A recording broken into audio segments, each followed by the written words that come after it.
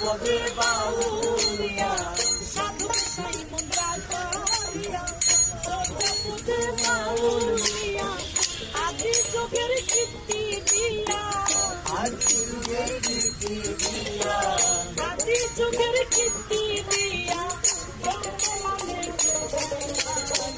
হাতের ঘরে আলোক সাই হাতের ঘরে আলোক সাই চলো আমরা মনে তোহরাই যাই বিলম্বের আর সময় নাই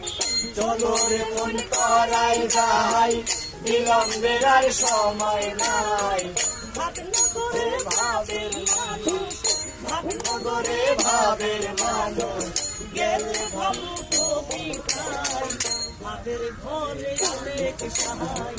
ভাবের ঘরে আলেক সাই